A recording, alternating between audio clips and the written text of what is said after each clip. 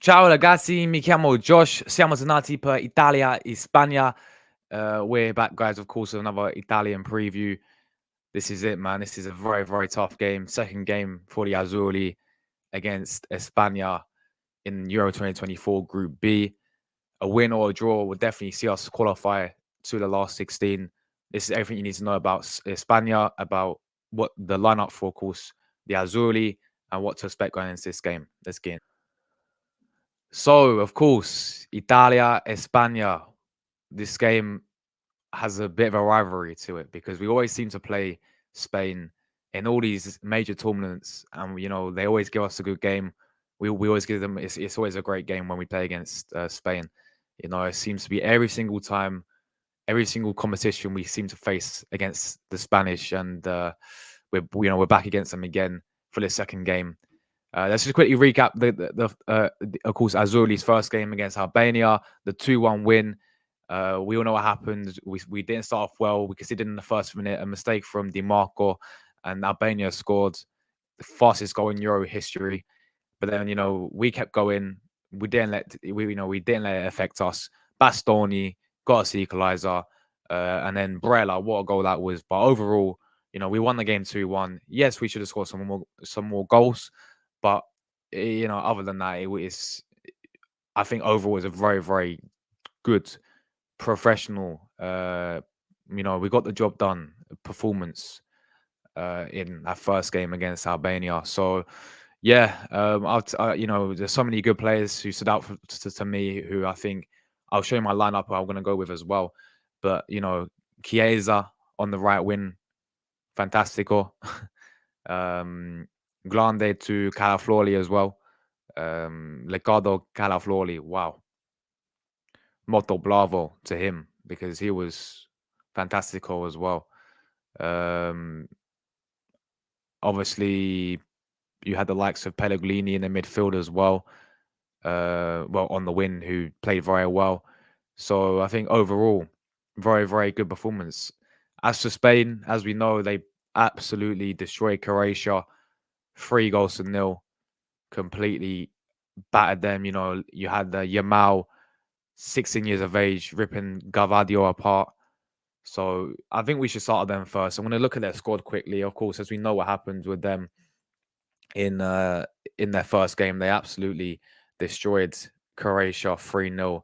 But this is their squad, of course. Unai Simon is a great goalkeeper. You got the likes of Danny Carvajal still playing there.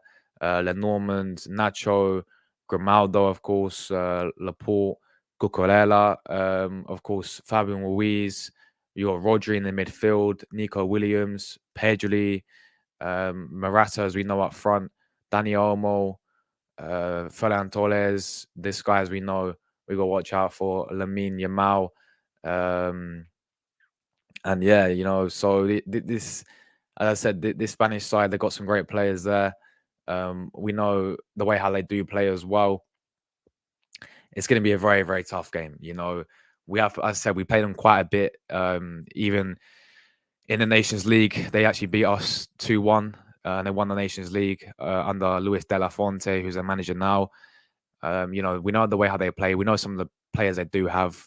And I saw the way how they did play against, Croatia. What I will say, though, is this game for me, what I noticed in the Croatia game is it was very open. Although Spain won 3-0, Croatia still had chances. So I definitely think this Spanish team can be getting, we can get at for sure. I definitely think we'll get our chances. It's about whether or not we'll be clinical enough to take the chances. But at the same time, we have to be careful of their threat. Lamine Yamal was absolutely amazing against Croatia. 16 years of age. He'll be up against, Di Marco. And obviously, Nico Williams will be up against someone like Di Lorenzo. So, yeah, in that midfield as well, it's very important that we try and win the midfield battle. It'll be very hard with Rodri and Pedri in the midfield as well. And maybe even Ruiz, because Ruiz had a great game against Croatia, scored a great goal as well. So it's going to be very hard to win that midfield battle. But yeah, it's we know the quality that they have. They're going to be good going forward. They're going to be good in the midfield. They're going to try and control the game in terms of possession, the way how Spain play. But at the same time, we can certainly get at them. I believe, this game will be open. I believe we'll have our chances as well. It's all about whether or not we will take these chances as well. So, look, could you imagine if we get a win in this game? Could you imagine if we win this game, or even if we get a draw? That's 4 points right there. And we go to Croatia and beat them. We're gonna be in a very very good position. So it'd be absolutely amazing if we could actually pull something off here because, if you look into this game, so many people are writing off the Azzurri like they do every single Euros. Um, but I'm actually confident. I actually think we can pull off a good result here. I really think even if it's a 1-1 draw or if it's a draw, I still take a draw. But I'm confident that I think we can go and get the win here. I really do. Um, so there's been quite a few rumors about Luciano Spalletti's team selection. There's been quite a few rumors saying from some Italian journalists saying he will play Cristante in the midfield. He could possibly play Cristante as well as Gianluca Mancini and Lategui up front. I don't know how true that is, but this will be my lineup, guys. I'm going to move straight to my team selection right now. I think you don't change a winning team. You do not change the defense as well, in my opinion. Um, it's very interesting how he went with a 4-2-3-1 in the first game for Albania because I was a bit confused because he obviously played a back three with the wing backs against Bonzina in the friendly, and he also played the back three in the Ecuador game and the Venezuela game when he played in USA. So he changed it to a 4-3-2-1 formation, four at the back. I don't think you should change the team. I think we should keep the team the exact same. As I said, there's reports that he may play Gianluca Mancini in the defense, and he may also play Cristante, and he may put Brella where Flatesi is. So we may see a free midfield of Cristante, Jorginho, and Brella just because of how dominant. Well, just because Spain have got Rodri, Pedri, Ruiz, just because Spain have got a very good midfield there as well. I think Spalletti wants to win the midfield battle as expected. I think he's going to want to obviously strengthen up the midfield. So it's understandable that he wants to play Cristante, but I don't see that. I don't see that happening really. If it happens, it happens. I wouldn't do that. I think he should keep this team the same. So in goal, Donnarumma. He had a great game, of course, against Albania. Yeah, this guy Donnarumma gets so much criticism, but at the end of the day, this guy was player of the tournament in the last Euros. He was a big part of why Italia won the Euros because of him. And he's a good goalkeeper, especially for the national team. So Donnarumma in goal. Back four, as I said, we'll keep the same. Di Lorenzo, Di Marco. Of course, Di Marco, I don't know what happened to him in that first half, but he definitely got better as the game went on, and he's a quality player. We're going to need him to go forward like he always does and, create some chances as well as defend as well. He will be up against, this will be a very interesting test. Di Marco against Lamine Yamal. Very, very tough test that would be. But look who's alongside Di Marco. To cover him as well, he's been named the next Maldini. The next Maldini, of course. Riccardo Calaflori. What a player this guy is.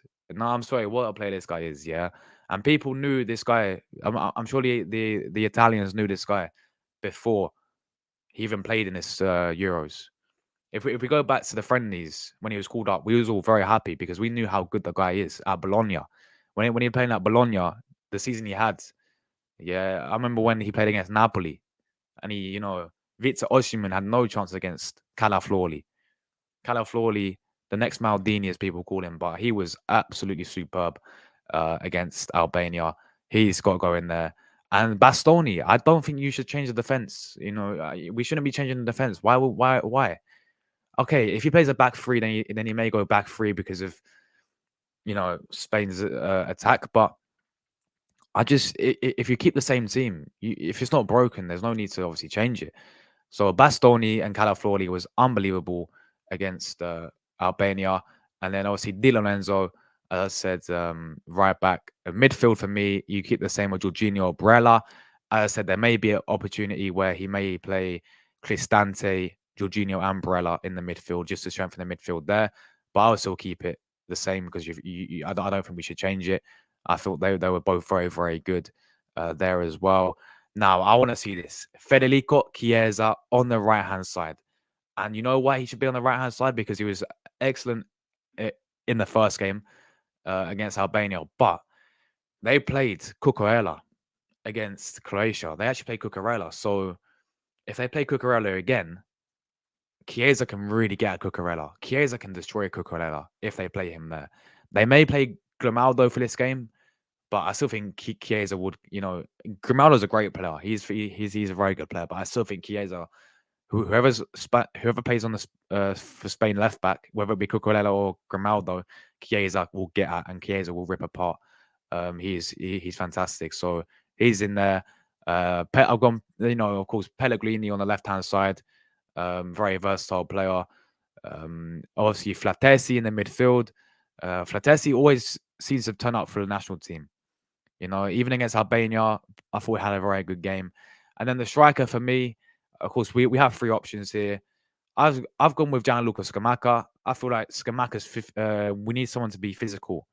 If we need that physicality up top, and I think Scamacca gives you that ahead of someone like Retegui does or Raspadori. But as I said, there's rumors that he may play Retegui over Scamacca. So we have three options there to go with. But just because I feel we're going to need someone who can be physical up top, who's can hold the ball up well, can link up the play. I feel like Scamacca is the right guy for this game. So yeah, that would be my lineups. So I've gone unchanged from the Albania game, of course. But as I said, guys, do not be surprised if Spalletti plays Cristante in the midfield, or if he plays Mancini. If he goes with a back three and plays Mancini, Bastoni, or Calaflori. If that was the case, then my back three would be Bastoni, Calaflori, and Buongiorno from Torino. I think that would be the best back three there to go with if he did have to change a formation. But yes, my score prediction, I'm feeling confident. I'm feeling confident. I'm really feeling confident, and I do think we'll win this game. I'm sitting here feeling confident. So many people are writing off the Azzurri. I'm going Italia to win the game, 2-1, just like the Albania game. Yes, it's going to be very tight. Yes, it's going to be probably end to end as well, as we know it always is against when Spain play Italia. So 2-1 to Italia. Forza Italia, Forza Azzurri, andiamo. It's coming to Rome. I'll see you guys in my next video. Ciao.